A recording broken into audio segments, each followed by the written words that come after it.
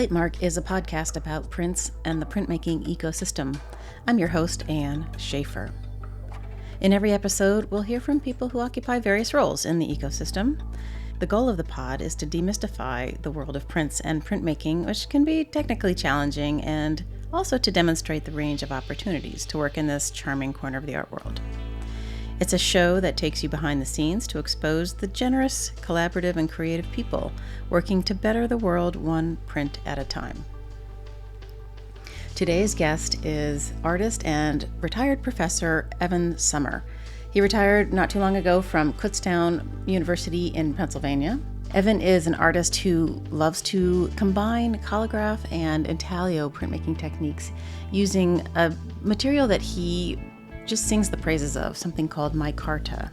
He also has some hot tips for us, including what the best spray paint he has found to use for aquatint, and also leads us through this idea of multi-hit aquatints that will gain incredible richness in your tones that's not stepped. So it's a whole other kind of adding layers of complexity to your aquatints.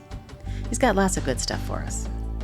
Evan's work is large, it is fantastical, it often combines architectural elements set in natural landscapes. They are somewhat dark, somewhat apocalyptic, and really intriguing. Evan's a lovely gentleman. I think you'll enjoy our conversation. Okay, housekeeping. I identify as a cishet white woman and I use the pronouns she, her. I record Platemark in Baltimore, Maryland, the land of the Piscataway Conoy people. Images are over at platemarkpodcast.com, you know that, and you could also hit the support and donate button and help me keep the lights on. There's also a listener survey over there if you want to hit that button and help me direct the future of the pod. All right, let's get rolling. Evan, it's great to see you. Thank you for coming on Platemark this morning. Thank you, Anne. It's good to see you again. It is great to see you. Yeah, we met first at MAPC at Kansas State, and it was an honor meeting you because I've loved your work for a long time. Before we go too far, can you introduce yourself for everybody? Yeah, sure. My name's Evan Sommer. I've been a printmaker for a long time. I actually studied chemistry before I got into printmaking, but after that I went to art school and immediately started printmaking, really liked it. Continued, and then I went to graduate school in printmaking and just finished up with that. And I've been working in prints or teaching printmaking ever since then. That's amazing. Because when I read you had gotten a chemistry degree first, I'm like, did he know? Did he foresee the future that he would need that chemistry? No, I think that, like a lot of high school kids, I didn't know what I wanted to do. And I just started. You know, it was almost what sounds cool. What can I sign up for? And I signed up for chemistry, and it was good. It taught me a lot, some of which I could use in printmaking, but not so much the obvious stuff about chemicals, more having to do with lab procedure, just working in a workshop, how to go about doing things. But also, I'm not afraid of chemicals the way some people are. But on the other hand, I'm careful. I know how to handle them. Right. Yeah, I think of myself when I'm running around in True's shop. I'm like, can I touch that? Should I touch that? He's, don't touch that, Jesus. Don't touch it. Yes.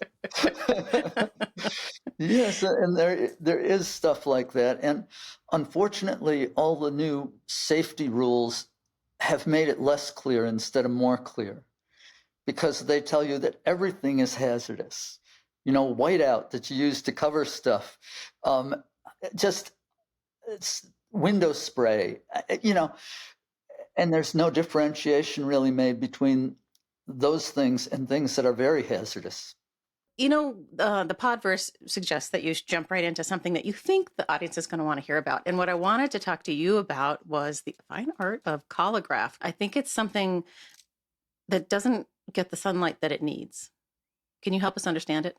Yeah, you're right. It doesn't get the sunlight that it needs. It's a medium that's been used by some pretty bad practitioners making bad art, and it lends itself to bad art. Say more. Well, it becomes, people just get carried away with texture. Ah. And it becomes almost like too much chocolate icing on the cake. It's just too much texture. It's beautiful, but it's almost too beautiful and too easy that you just wish there would be some blank spots in that collagraph. You wish there would be some rest areas, that it wasn't just a mass of texture for the sake of texture. And I think people, because of that, often forget that they're supposed to be making an image with this. And so it oftentimes is used without any serious imagery at all. The thing that always pops in my mind about collagraph is, a bra or a pair of jeans or something. I'm like, oh no, not again. Yes, we've all seen those. And I was in that world when I was a student in the early 70s. People were running everything through the press. It was a day of wanting to experiment, wanting to be different, and wanting to do something that was exciting and would grab people's attention. And yes, running a bra, a shirt, a pair of jeans, or whatever through the press, people would say, oh yeah, cool. But it was kind of like, okay, good. Now what do you do with it? Now what? Yeah. Well, so when I look at your work with the collagraph, I noticed as I was browsing through that you're combining it with etching. How in the world are you doing that? On the same plate is what I'm trying to say. Yeah, I don't do that very much, but I know that the kind of collagraph material I use, for the base of the plate, I like something pretty solid. And usually I use micarta. That's an industrial material. Just glue to it, but it also accepts dry point. So you can draw on it with a needle or a knife and get good results. That's probably why it looks like etching. Now, there have been a few where I've actually used etchings and put collagraph materials on top of them. And if you want, I can send you a photo of one of those plates and prints. And I do like the plates a lot. I really think of myself more as a plate maker than a printmaker when I do these, especially with the collagraphs, but also with etching. But I didn't realize that you could put layers in relief up on a copper plate and have everything work, the up and the down in the incised lines and on the relief. I mean, it makes sense that now that I'm saying it out loud, but it's just something I've never seen before. Yeah, and it is, it's good to have that kind of variety. It's a nice technique, and you do get to take advantage of both mediums. There are some limitations, like once you've glued stuff on it, I wouldn't want to put the plate back in the acid, just thinking that depending on what you've glued on it, it wouldn't do too well. I've also worked on printed circuit board material, which is micarta covered with microscopically thin copper. I've tried etching it, but it's just too thin to etch. The copper is like it's almost nothing. So what I do is I use dry point, and the dry point works fine on it. And I don't know, I think it's more of the micarta than the copper, but still it works fine. And it holds up as well as dry point on copper. Huh. Fascinating. Sorry. And one last question about this collagraph on copper. You're using a transparent medium to build up all those areas? Sometimes I use acrylic medium, like a gloss medium, yeah. Sometimes I just glue things on, and probably there I'd use an epoxy. Although I've been surprised how well acrylic medium sticks to metal. Yeah, I never expected that to work. And I remember doing it the first time and getting it on my plate and saying, oh, I'll print it like this, see what it looks like. And then figuring that when I cleaned the plate, or even when I was wiping it, the medium would come right off. But it didn't. And I cleaned the plate, and I cleaned it repeatedly, and the medium stuck to the metal, which was kind of amazing to me. When you're doing the collagraph on the micarta, which I've not used, and I don't know that I know what it looks like. Is it like Sintra? I have a piece right behind us. I'm working on something. Let me just grab this. Okay. Show and tell, everybody. Show and tell. This is a micarta plate, collagraph plate. And it's something I'm working on right now. And I'm in my studio at the drawing table. And this is a kind of micarta called G10 micarta. And I've got it in 1/16 inch thick here. So it's the same thickness as a regular etching plate. You can get it in every thickness, though, from very, very thin to very, very thick. Is it heavy when it gets thick? Yeah. If you get it thick, it's also incredibly expensive. Oh. Like you can get it, say, 3 or 4 or 5 inches thick, Oh. but it would be incredibly expensive. Just, people complain about copper, but this would go way beyond wow. copper prices. Wow. When our mutual friend True is teaching collagraph to his students at MICA, at the end of the semester, he invites a group of us, me included, to come and do kind of a critique session at the end. And the collagraphs that the students produce often are, there's always a lot of tape and there's a lot of various materials that I'm always amazed that they can manipulate in that way to make something really great. But when you're doing collagraph, are you using objects to make things, or are you manipulating medium mostly? I'm cutting paper usually. I try to make my collagraphs permanent. I try to use permanent materials because, like I said, I think of myself as a plate maker and I like to keep the plates. So I don't use things like tape that I feel, even if you coat the plate really well when you're cleaning it with solvents, some of that's going to get taken off. Those tapes don't have very permanent adhesives anyway. So I usually use epoxy for the gluing. Then I use acrylic medium or polyurethane varnish or epoxy for the coating.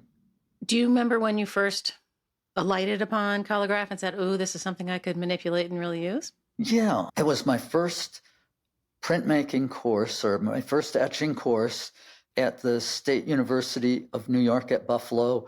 I was working with Harvey Breverman, and Harvey was a very strict teacher. I said, "Look, Harvey, I want to do a relief, like an embossment, a deep embossment with these geometric shapes. And I'm going to get a piece of zinc and etch it really deeply." And he goes, "No, you don't have to do that. Just glue cardboard together," which was not a suggestion I wanted. I was looking forward to working on the metal. With Harvey, you sort of just did what he said. And I have great respect for him. And he died last year, so it's very, very sad for me. He told me to build up this cardboard plate with my shapes. And I did. I ran it through the press, and okay, it worked. And then one of the grad students was there, and he goes, "If you cover this with acrylic medium, you'll be able to ink it and wipe it and print it. So it'd be more than an embossment, will be an actual printed image." So I did it, and it worked out. And right away, that kind of took off. And Harvey said to me, "I don't really care if you do another etching. You just keep doing these." Oh, and nice. So I did. I just kept doing them, and they were fun to do. I learned a lot about them, and they were fairly new at the time. They were fairly unique. I know Harvey had no experience with them. A lot of people hadn't had experience, and a lot of people had bad experiences of students building the plate up too thickly. And stuff going through the felts. Oh. And there were some mishaps. People hear texture and they get a little carried away with it and have things that can go right through the paper, the felts, and it's something where when you're doing plates, you really should keep them flat, or you're going to run into some printing problems. Well, and damage the press, right? You can damage the press, you'll damage your paper, you'll damage the felts. I once did a workshop at a school where the image of a fork was embossed in the press bed and the top roller. So, people put things in that they shouldn't put in. So as a faculty member who taught collagraph, I really made a point of telling people what they could do, and also told them that I had to inspect their plates before they ran it through the press. Well, that's what I always think of when I think of those prints with the bras and the snaps on the jeans and everything. Like, Yes, this is not good. I know that before I got a permanent job, I did some part-time work, and some of the folks where I was teaching part-time really were not happy when I told them about collagraphs. And I promised them that I would instruct the students properly, give them all the information they needed to keep the studio. And another thing is, so much ink collects along an edge that as it goes through the press, it gets kind of squashed out and runs all over. Right. So you really have to keep the height of adjacent areas fairly similar. You can't have a big thickness variation there. So you can't just slap stuff on. You got to actually plan it out and think. No, you got to at least... There are certain things you can do that are sort of like slapping stuff on, but then there are certain things that you can't do, that you have to say, no, this is going to become a problem. I wasn't trying to suggest you were slapping stuff on. No, but just you can work gesturally or fairly loosely, but you have to realize that there are going to be some limitations on it, and you have to be thinking about the printability. And that becomes second nature after a while. But for beginners, once they hear texture, they sometimes go a little too far with it. I just had a question pop into my brain, which I hadn't considered till this very moment. Can you, with the acrylic medium, simply make a brush stroke and have it print to look like a brush stroke in a way that you wouldn't have to go and then do a lift ground, aquatint, something? Sure. You can get things that'll print just like brush strokes, and you can use a gel medium or a gloss medium or mix the two together to get something in between. I'm sorry, I'm going to back you up there. A gel, I'm not an artist, so I'm always like, Okay. What is that? A gel medium versus a gloss medium? What's the difference? It's really a difference in consistency. Like a gel medium is what it sounds like. It's a gel. If you turn the jar upside down, it won't pour out or anything. It remains fairly much like you put it on. So if I took a brush and brushed it on the plate, it would maintain all of that brush stroke. You would see every detail of the brush stroke, whereas gloss medium might kind of flow out, and you can thin that further. So you have a whole range of materials you can use to get different effects. Is there some special way you have to dry the material, like a UV light for a silkscreen or something in that manner? No. Just air dry? Just air dry. Sometimes you'll get kind of cracks in the acrylic medium as it dries, especially if it dries too fast. It won't go all the way through, but you'll see a crack, and sometimes it's pretty cool. You want that, but if you don't, then you have to work with it a little bit. Right. Oh, but a crack-a-lure is cool. I like a crack-a-lure.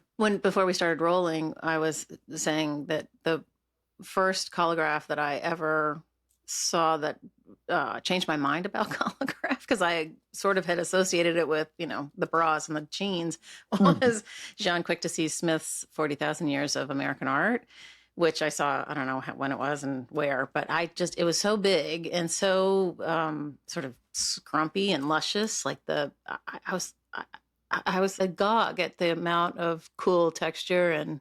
Yeah. Whew. I mean, you can just keep looking at something like that. Yeah. I mean, I was really standing there going, how did she get that? It was one of those. Yeah. Typical printmaker response. Exactly. You look at the frames and how they did it, and then they get around to the picture. Right. How did they mount that in there?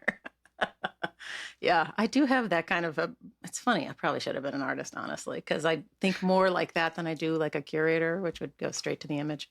Mm-hmm. It's funny. You did your MFA at Yale. Right. With Gabbert Petterdy and Richard Zeman and somebody else, I've forgotten who.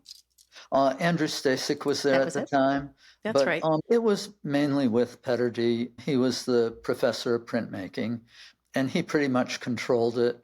His wife had a brain tumor and was dying when I was there. So I didn't, a lot of the graduates prior to my time spoke of the close relationship they had with Petterdy, how they always went over to his house. When I was there, he was going through a very tough time, and he did as well as anybody could have under the circumstances.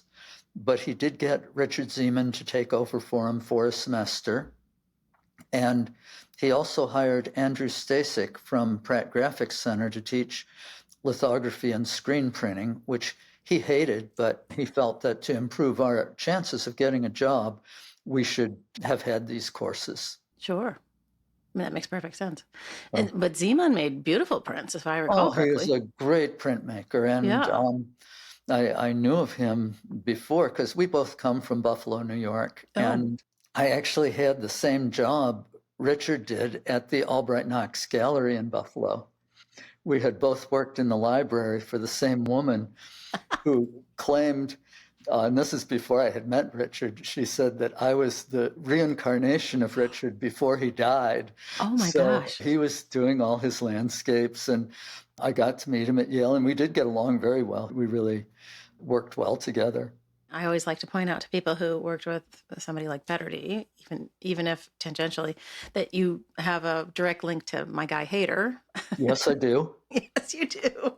I always like to point that out. You're an H2, two times removed. Okay. Yes, and Petterdy certainly studied with Hayter and talked about him. He talked a lot about color and viscosity. And I even did that as an undergraduate. I never got into it much once I got to grad school and afterwards. Yeah, I don't think I've seen hardly anything in color in your work, have I? Not much, or the lithographs. No. Yeah. And the lithos I don't print myself. Right. Don't blame you. Sorry, No, lithos. It was very tough. And I was fortunate when I lived in Philadelphia for about 7 years. I shared a studio with Tim Sheasley, who ran Corridor Press. When I met Tim, I was just thrilled to see how good he was, and also to see that I would never have to do a lithograph again. I would just go to Tim and say, even with student questions, if I couldn't answer them, I'd go right to Tim. Oh, that's great. But it was good working with him and seeing how somebody who really was a master printer could work. Oh, yeah, I'm in awe of the litho people. Like, I don't, it still doesn't make sense to me, even if I read, how it actually works 5,000 times. I'm like, I don't get it. Yeah, I feel like I understand it theoretically, but once I go to do it, I definitely see the difference between a pro and myself. Right. And I'm happy to turn it over. Yeah. I think the thing that doesn't make sense to me, so in school, I totally got geometry and loved it because I could see the angles and stuff, and I never got the theoretical algebra. Like, it just didn't make any sense. And I felt the same way about biology and chemistry. It's like, biology makes sense. I can see the cells, sort of. And chemistry, no, does not compute, And I feel the same way about litho. Like, I get that it's water and oil or whatever, but litho is chemistry, really. Right. I mean, that's chemistry just happening right in front of you. I don't get it. I like to see the when I see the relief or the incisions and stuff, I'm like, that makes sense. Yes, the physicality of it is really more what I like to see too. Right. So the work that I think of you doing, well, you do some really fun, wonderful animals, frogs, yes, pigs, I and do stuff. those just to get away from, sometimes I need a break, and I emphasize drawing a lot, and once in a while it's just nice to draw from either a photograph or I have actual insect specimens that I draw from. It's a skill that I really like, and I want to maintain it to the extent that I can. But you also do these very moody, dark, apocalyptic, post-apocalyptic landscapes that I find fascinating because you seem like a very sunshiny kind of person.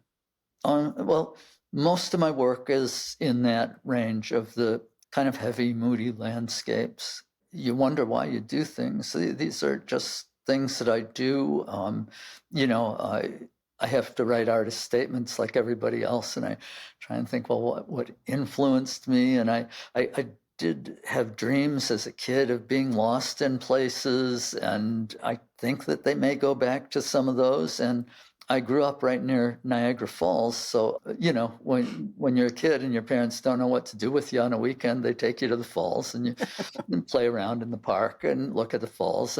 But it was looking down at something so majestic. And I feel that that's come out in some of my work too, that view from above, looking down at something that's very powerful.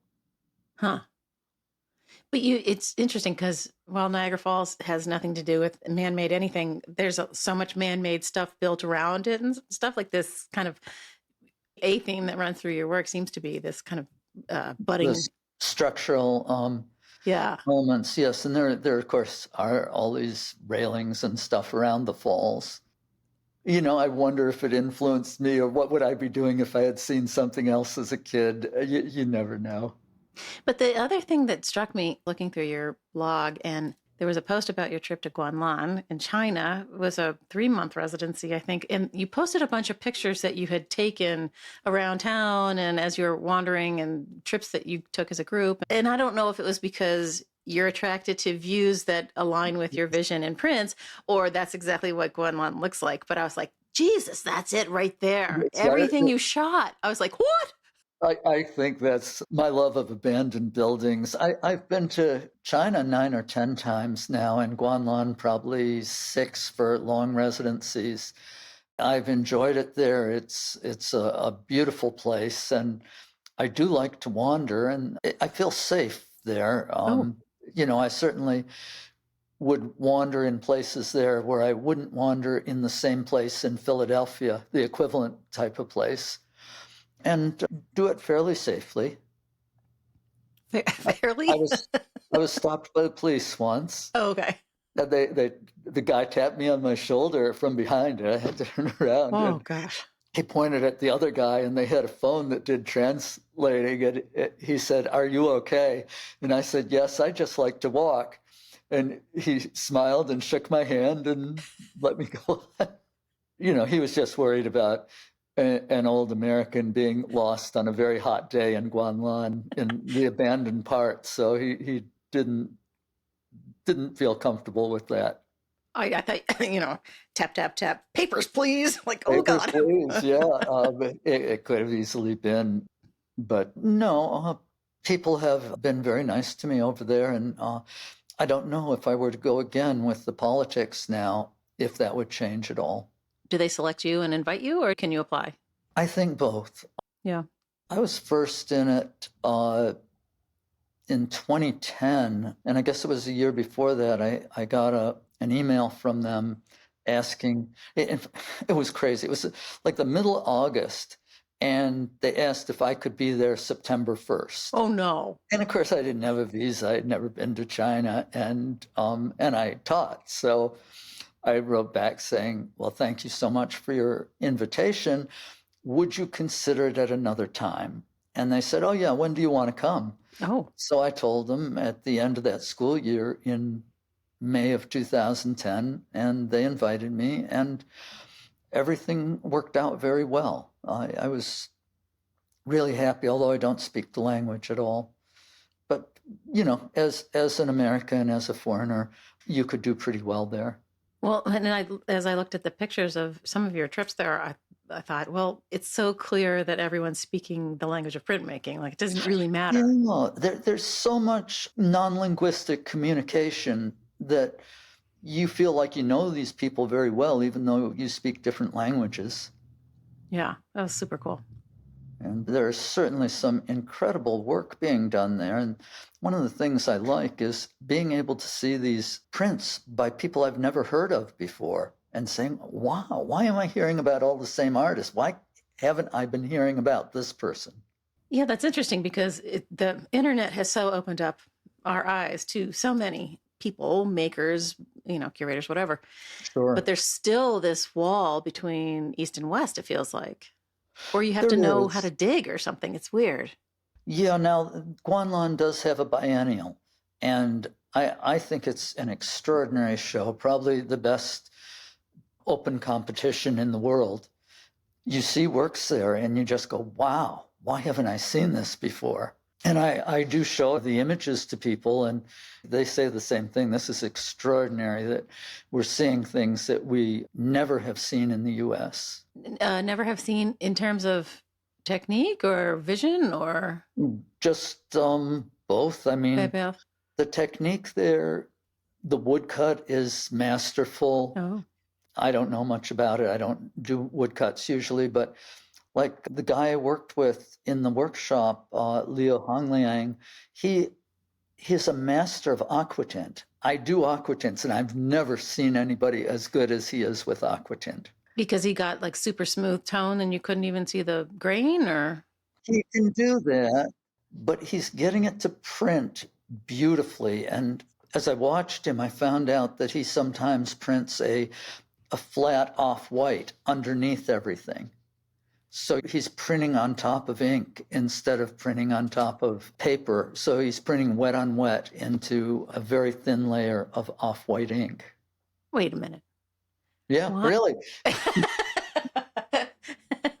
Is the flat white a flat aquatint? No, it's just a rolled onto a smooth plate. Okay. And then printed, and then immediately after the aquatint is printed, and it just prints better. Wait, why would the wet on wet work better? I don't know. Oh, Evan, we have to find out. Maybe we're going to have to learn some Chinese for this one. Oh my gosh. That's amazing. I've never heard anybody, obviously you hadn't either. You saw him do it. I hadn't seen it. And I've been in print studios my whole working life, and right. I just had never seen this. And also more than one plate in black or different blacks with the aquatints. So it's not always limited. What looks like a one plate print ends up, that was really 3 plates. Oh. The flat off-white, then 2 black or different black aquatints. Huh. This is fascinating.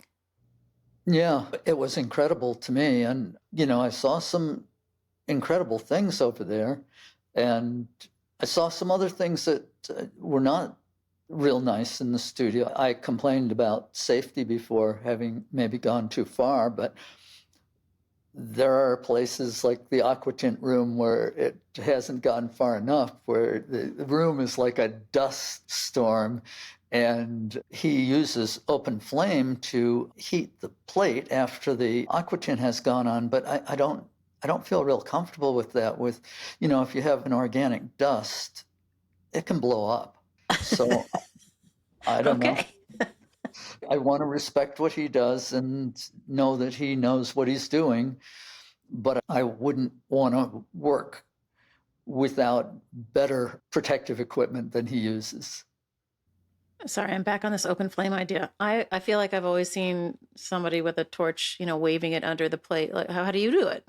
I just put it on. I usually don't use rosin. I use spray paint. Okay. And I do that outside. If I use rosin, I would just use a hot plate. Oh, that gets warm enough? Huh. Yeah, you can turn the hot plate up as high as you want, and it'll get hot enough to do rosin. You can heat it up more, and you can melt copier toner on it. What? Wait, hold on. Say more. So copier toner gives you certain textures, brushy textures, and you can get interesting reticulations in the toner as it dries. And then if you like it, you heat it way up and fuse it to the plate. If you don't like it, you brush it off and put it on again. Whoa. And it's just a mixture of copier toner, water, and something like photo flow or liquid soap, just to allow the copier toner and water to mix together. The copier toner, you're suspending in a liquid so that you're painting with it. You're not manipulating it dry across your plate. But could you? Yeah, you could, but it's not easy to handle. It's such fine powder. It's much better to handle in the liquid form. Okay. That's cool. I didn't know that. This is why we do this, because I'm about to back you up to spray paint, because I think we haven't really talked about aquatint thoroughly on the pod, and Really, you had Art Werger on and everything. Well, we did talk. I remember him talking a little bit about a little bit, yeah. But we haven't done the history of aquatint or anything. But what I think people don't know is that you can do this powdered rosin bit and then melt it and fuse it, but you can also just take your plate outside and use some spray paint, and you don't have to do anything more, right? That's correct. Yeah. You don't have a complete coverage, but it's the spaces in between the dots of spray paint that'll etch. And depending on the density of your spray, you can get different tones and different textures with it. With a can of spray paint, are there different nozzles that will spritz different size droplets? Yes, yeah. It's like frosting, you put a different tip on your frosting bag. Yeah.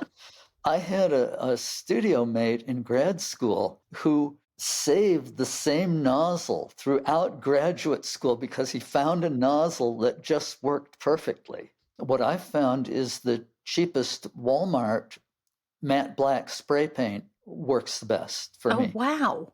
I've tried all the more expensive ones that may be better if you're really painting something that's going to be outside for a while, but for a good even spray on a plate that holds up through etching, the cheap Walmart paint works the best. Hot tip for everybody. Not that we like to go into Walmart very often. Ugh. Well, but we'll do it for you. It depends how desperate you are for spray paint. Yeah, I love that idea of the same nozzle, though. That's something I would do for sure.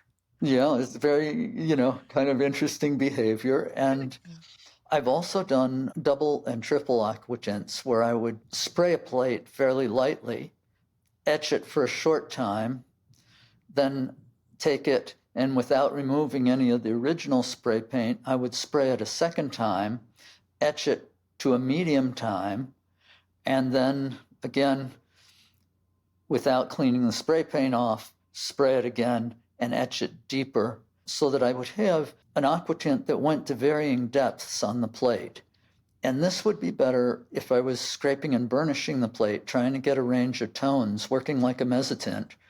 This would give me a better range of tones, whereas if I just had one single aquatint, it pretty much goes from dark to light as you're scraping, and it goes quickly. There's not much in between.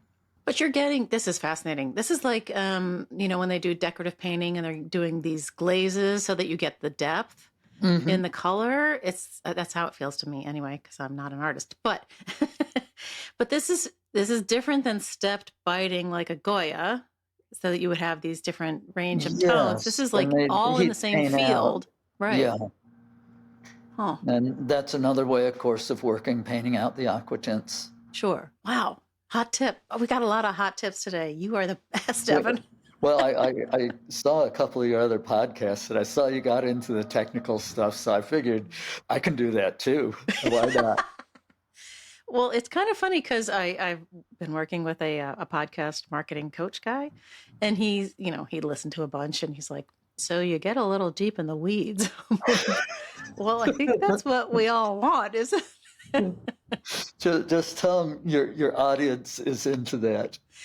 Well, I think that's driven by my own interest in trying to understand all of this. But yeah. I feel like, over the 3 or however many years I've been doing this, I think I've come to realize that my audience really is the artists. Yeah, I think that the main people you appeal to are artists who are interested in seeing what other artists are doing and hearing what they have to say. Yeah, I'm good with that. So I told the guy, I'm like, yeah, we're deep in the weeds, but I like it.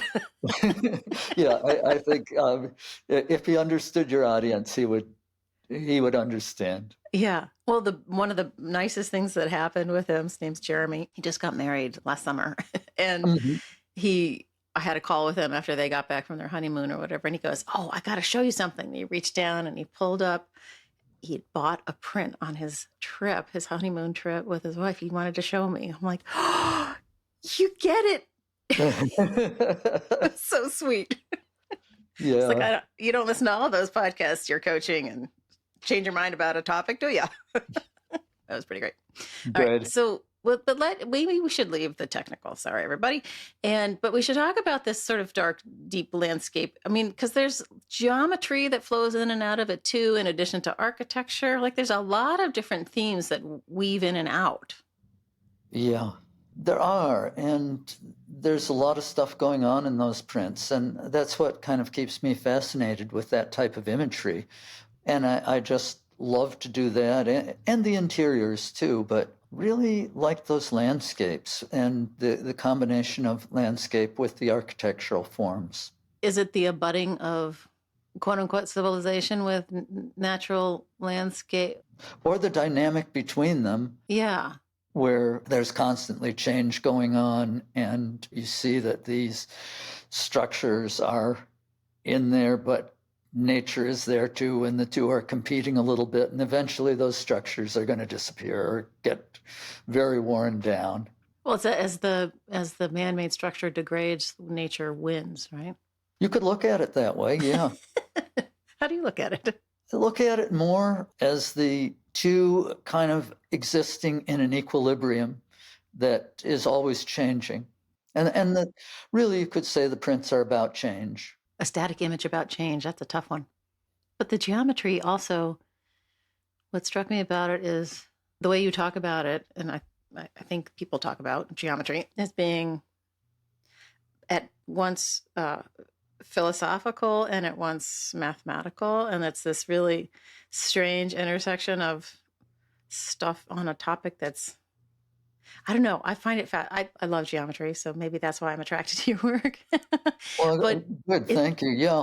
Yeah, I like it a lot too, and I've been working with it a lot lately. You know, I got really very interested in the aperiodic monotile that David Smith discovered. And it was a new shape just discovered in 23, I think, by him, that you can check it in the New York Times. But this guy who was just sort of a shape enthusiast, he was a hobbyist who worked for 10 years trying to find a shape that could tile an infinite two-dimensional plane, but could never do it in a repeatable pattern. What? Oh, brain hurts. Yes, brain hurts. And it wasn't even discovered by a mathematician. It was discovered by some guy who just loved to work with shapes. Wait, but why would you even pose that question? The mathematicians do this kind of stuff all the time. And it was a problem that had been around for 60 years. And they had some really good guys working on it, like Roger Penrose worked on it, and he's a Nobel Prize winner. People were coming close. They were getting two shapes that wouldn't repeat, but David Smith got one shape, and that created a lot of interest. And since then, they've developed it further in the last couple of years. But when it happened, it was an exciting discovery, and I started using it in my prints and drawings, and I was really fascinated by what I saw happening on the drawing and on the plate. I'm speechless. It doesn't happen very often, Evan.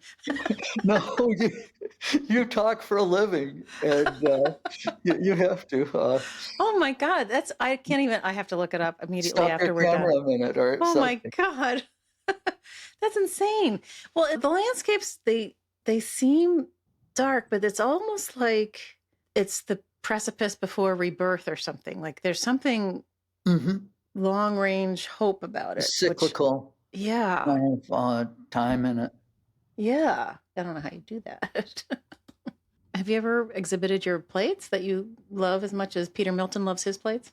Yes, I have exhibited the plates. I show them whenever I can. And I did a recent article for the Hand magazine, and in there I juxtapose the plates and prints and call myself a plate maker, and that this is really what I do. And the unfortunate or fortunate fact of the matter is I usually like the plates better than the prints.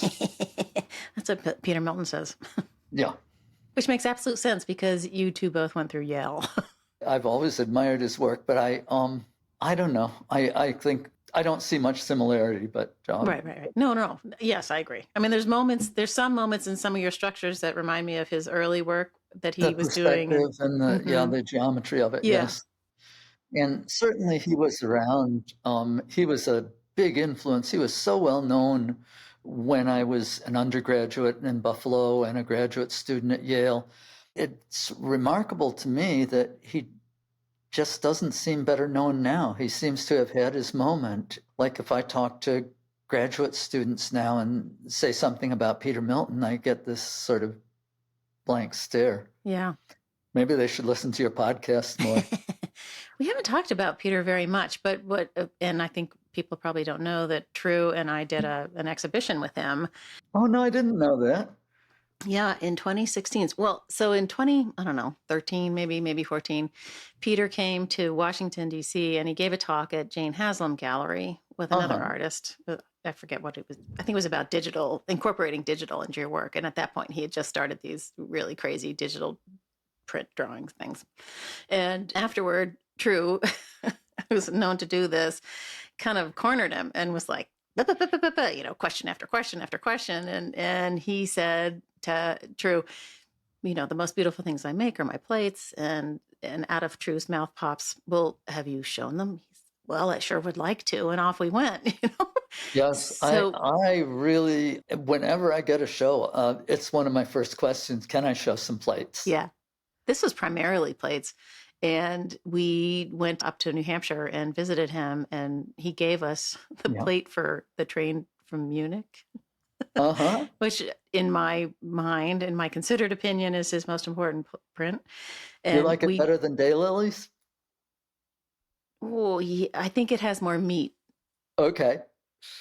So as a museum curator, and I've talked about this a lot, as a museum curator, my bar for something coming into the collection that the print had to include some serious meat to it, some deep ideas, some power in terms, And Daylilies, I'm sure there's meaning in it, but Train from Munich is about his wife being escorted onto a kinder transport out of Munich as a child. And, there's all of these symbols about World War II. It's just really powerful. Anyway, so we drove home with the plate in the back of my car. Yeah. And True started polishing it, and he ended up polishing all of the plates for the show. And it was revelatory because you found things in Milton's plates that you didn't see in the prints. Oh, yeah. You can see a lot in the plates.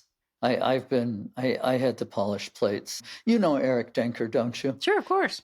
He got a job working on some plates at the Mattituck Museum up in Connecticut, and he was doing scholarship on them, so he took me along, and I ended up polishing them. Not easy. Cleaning them up and polishing them without affecting them at all. Right. In the way they would print. Yeah, that was what had True up in a twirl, because he had to take some steel facing off, which he hadn't really done before. So did he do it chemically or? Yeah, he did. Okay. He was freaked out. Yeah, well, the acid that he would use on the steel facing wouldn't affect the copper. So. Oh, we should have called you first. Yeah, it's I would have made you at least feel more comfortable about it. Well, now I know. Yeah, I think True called Bob Townsend, who was the only printer that Peter ever trusted to do justice to his plates, and who I'm actually talking to next week. I'm excited. Oh, really? Yeah. Oh, that's great. I know. I'm excited. Anyway, that's another story. But it was crazy, and there were these little spots. There were like little dings in the plate, and True had out the Q-tips and stuff. He's like, I gotta get this thing. It was amazing. It was great to watch. Wow. Anyway. Yeah, that's exciting to see those. It was fun. I'll send you a catalog. I have a stack. Oh, okay. Thank you. Yeah. Yeah, I was working on old plates, Ernest Roth and stuff. So I they were fun. That sounds like Eric Denker. Yeah. Yeah. Americans in Venice. Yes. Yeah. But it's neat. As an older printmaker, I've been able to work with some historical plates. Even when I was younger, I got a couple jobs working for museums, printing editions that they would give to their donors who donated a certain amount. And they had plates in their collection, and I would print them up and give them the edition. And I would joke with Tim, who I shared my studio with, who did contract printing. I would joke about only liking to print for dead artists because everybody was so nice and appreciative. Whereas with the live artists, no, they never were happy. That's funny. All right. So I have pulled up this print on your website, Metatron's Cube. Oh, yeah. Okay. Yeah, which has more geometry than you could shake a stick at on it. And this is a theoretical problem that somebody came up with? These are historical. This is, back from sacred geometry and even well before that. Like I showed you this plate that I was working on now. This is the spiral of Theodorus. I'm not sure how to pronounce it. It was done maybe 2,500 years ago. Oh gosh. This is old math, and there were all these mathematicians working then, and I've recently gotten kind of fascinated by the shapes they created, and where that looks like a Fibonacci spiral or a golden section spiral, it's done differently.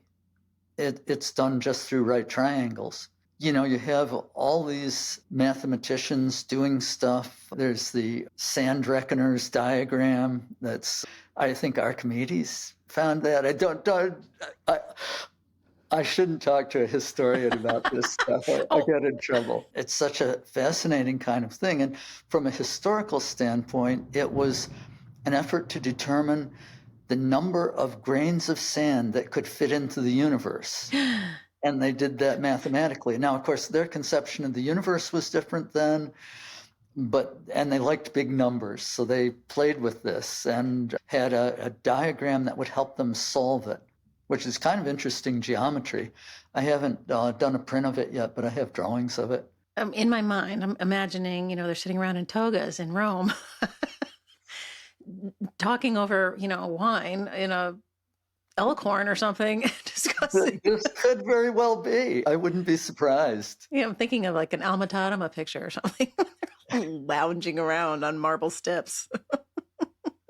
Yeah. Different world. The universe kind of freaks me out because they keep talking about it ever expanding, and like what's it expanding into? Like the whole thing just makes me a little crazy. There's nothing else you can compare it to. It doesn't fit in with the way we think about things that we can see. Right. Like I feel like I'm going to have some bad dreams about it sometime very soon. No, don't let it disturb you. Just enjoy it. Yeah.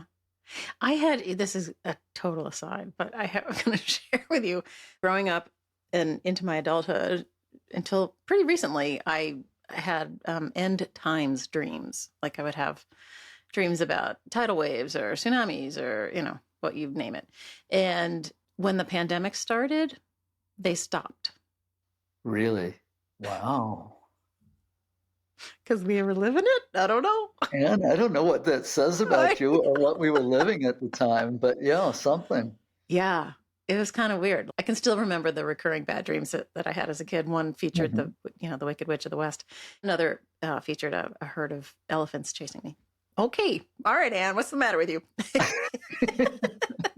But now, yeah. Well, and the end times explains everything. I know. The end times dreams have stopped. It was, I don't know, suddenly, I don't know, within a few months of the pandemic starting, I was like, hey, I'm not having good times dreams anymore. Wow. I know. You think I'm all sunshine, Evan. Nope.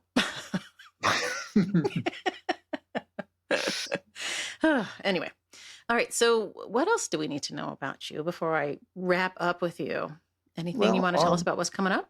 Let's see. I think I'd rather talk to you about some of the trips I've taken for residencies. I'm not somebody who likes to travel, but the residencies have been a big thing for me. And they actually started with Eric. I went to Venice with him one year. He pretty much dragged me because I was not a willing traveler. I saw things and I learned about things, and then I got the invitation to China, and it was sort of like, I don't want to do this, but if I don't, I'll always regret it. Mm-hmm. So I've gone to Italy, and in 2023 I went to Florence and worked at Il Bisonte, and I liked it there, and I really enjoyed the art everywhere. And I also went to Guanlan, and that was my last trip there. And I did a silkscreen for the first time in 50 years. I got the etcher there It was a little difficult. He didn't seem to want to be printing for somebody like me, some white guy, old white guy. So I asked if I could do a screen print, and I had a terrific time with that. Oh, fun. I think I don't know if I'll ever go back, but if I do, I think I might go more into screen printing. Oh, interesting. And I also spent a huge part of my career teaching. I taught at Kutztown University, one of the state schools in Pennsylvania, right nearby. And you taught there for 30 plus years? 33 years, yeah. Had a good long career there. And were you the only printmaking professor at Kutztown? Well, James Rose taught lithography. He didn't teach it very often, but he did teach it, maybe one course a year or sometimes one a semester. But yeah, I was basically the printmaking there. And you didn't have graduate students, did you? No, it's all undergrad.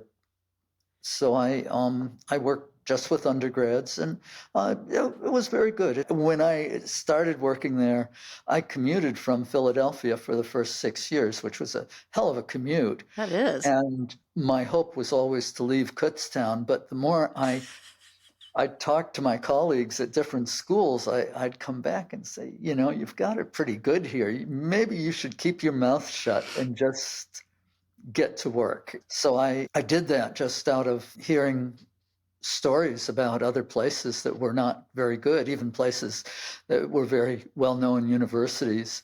So I had a good career here. They really treated me pretty well. And in the last few years I taught, the president's wife was taking my courses. And hey. So if I needed something, I knew who to talk to.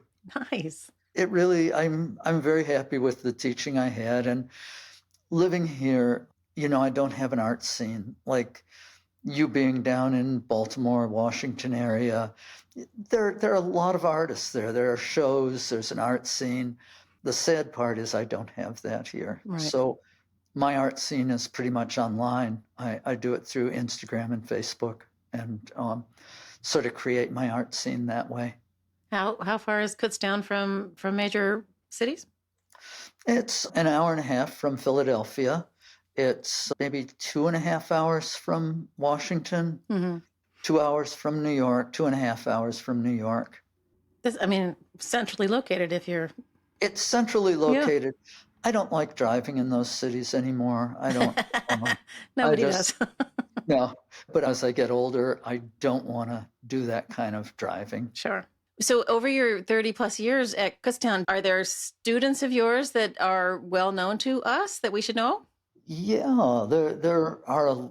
I've had a lot of good students, and I don't even know where to start. I know that I'm going to get in trouble for forgetting people, but most recently, I had Devin Stakonis up until the time I graduated, and she went to Madison for grad school and is doing a Fulbright in Poland now.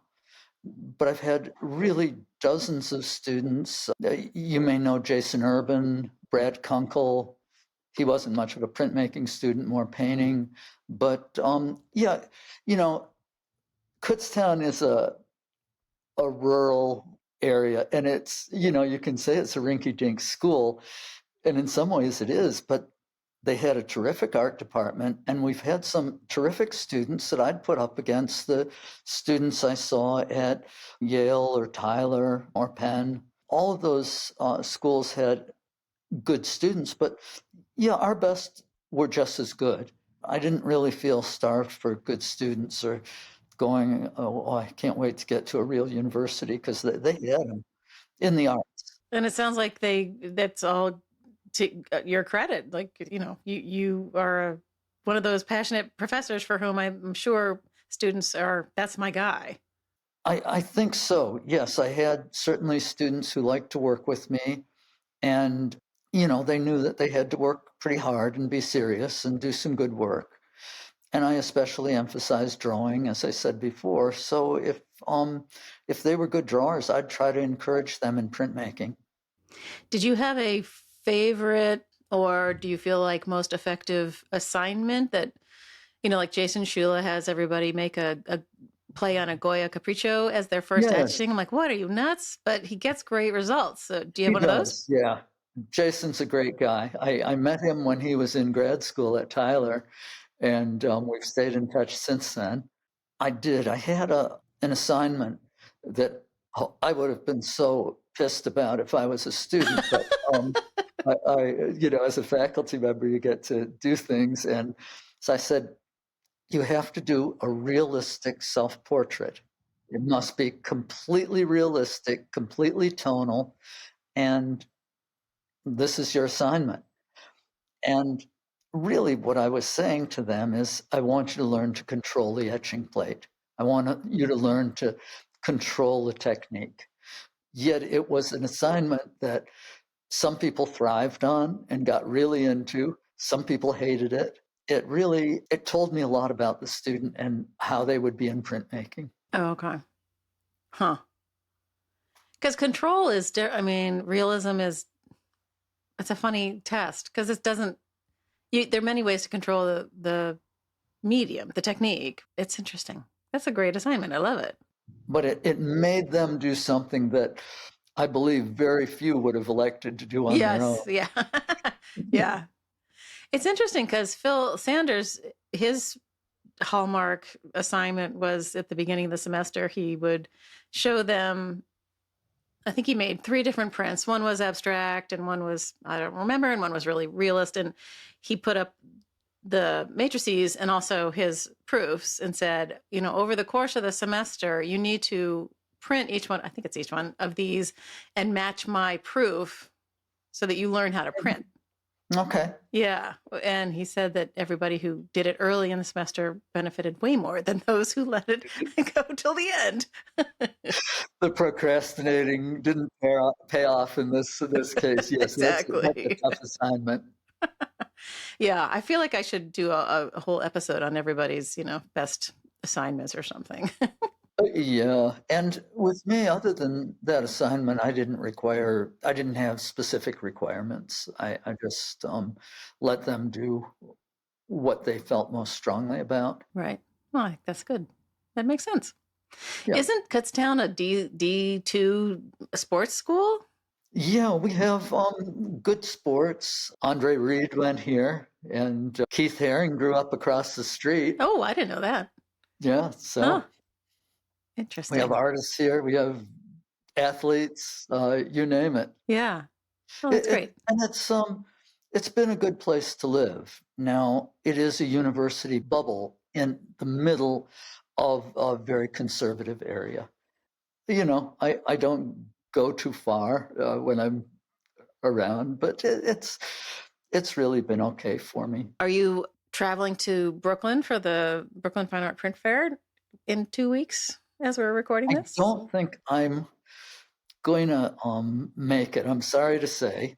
And the reason is, I think it's exactly the same time as the Livio Cheskin exhibit in D.C. Oh. And Eric's told me I should go to that. So okay. I had told him that I would go to it before I knew when the Brooklyn thing was. I even got an offer of a ride to Brooklyn for it, which was very nice. I do want to see Livio's work. So okay. That's all right. It happens. So for people who don't know, Eric Denker is a curator, independent curator who funny enough, I worked with at the National Gallery back in the 90s. He was in the education department. Yeah. And very clear about his interest in prints even then. And so he has continued to work in the field, which has been really great. And he keeps doing shows and promoting people. And he calls me sometimes. He says, you should talk to Evan Sommer. Like, I'm planning to, thank you. Yeah. You'll have to give him a hard time about that. Yeah, but I mean, it's good. Like, I'm happy for people to be in touch about, you really should talk to so-and-so because there's a lot, there's no end of people to talk to, frankly. It's true. There are so many good people out there. But Eric's been so helpful to my career. There have been people like him and Harvey Breverman, and my cousins have been very supportive of it. They enabled me to buy a big press. Oh. Before I could have afforded it. Oh. So. Yes, the backers. That's awesome.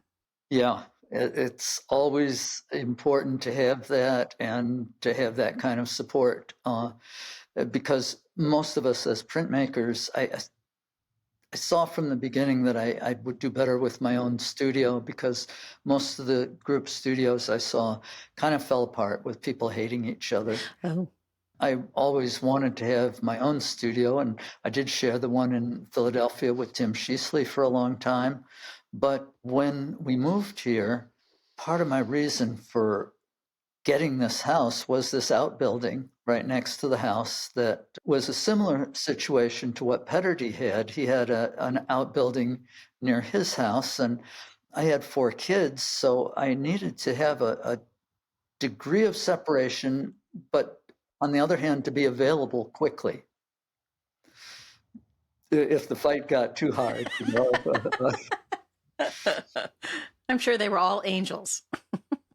Well, You converted the outbuilding on your own. You told me it had a dirt floor and it was leaking. yes, it was very primitive. No plumbing, no heating, no electricity, and it was just clapboard. It was not much of a building at all. And to make it satisfactory, I really had to work a lot and spend a lot of money on it to get it where I wanted. And now it's been really one of those good investments. Sometimes when you go about something like that, you're wondering, is this a smart thing to do or not? And it worked out. It worked out. Your press bed looks like it's gigantic. How big is that? It's a 48 by 96 Tackich press. Wow. I bought it back in 1988, Oh, wow. 1987 or 88. From Takich directly? You didn't acquire a press from somebody else? No, it was a new press. They delivered it. I had my studio in Philadelphia then and set it up, and it was a very good press, and it's continued to be. I've had a little bit of work done on it. I've done a little myself. I figured that I like to work big, and I would probably only buy one press during my life, so I bought a big one. Right. And it was motorized from the get-go. Yes, yeah. And this is because at the time I was sharing my studio with Tim Sheasley, the lithographer, and he had a Tackich motorized press. And I think we talked a lot about presses, and eventually I just went and made the same decision. Nice. Yeah, it looks. Yeah, your studio is beautiful, and yeah. Thank you. Do you welcome people, visitors? Oh, yeah, I have a high school class coming on Wednesday, and I have assistants in here. If people visit, I have a good beer selection, and so yes, I do welcome people to my studio. And also, before I wrap up with you, I just want to throw a shout out to Leslie Friedman, who replaced you at Kutztown, who's a lovely, lovely person and a great artist. And I feel like the school's department is in good hands. I think so. You just don't know what's happening with the state schools in Pennsylvania, and I feel that it is a tough time, and I don't know what to expect over the coming years. But I think Kutztown has been pretty well taken care of and should not be closed or combined with any other school in the foreseeable future. Ugh. And hadn't even thought about combining with another school. Yikes. Yes, they've been doing that. And I think in Western Pennsylvania, they did that with 3 schools. And they've been closing schools down, and it's not been good. And I just don't know what to expect. Sure. Ugh. Yeah, we are on the precipice of some wholesale shifts in society, I'm afraid. And, the art departments are often the first to go. And we've been lucky here. I mentioned that the president's wife takes art courses and took mine, but also one of the former presidents of the school had been an art professor before he became president. Whoa. So during his tenure, this was many years ago, probably more than 50 years ago, he developed the arts. He really wanted the arts to be the showcase. So that's given the art, music, theater departments a good start. Yeah. Oh, that's great. Yeah, I've said it before. I'll say it again. Like, I feel like the arts are critical, a critical piece of how people learn and develop their creativity. And, it should not be the first thing to go. I couldn't agree more. All right. Well, thank you for coming on Platemark. It was Thank great you, Ann. talking to I you. appreciate it.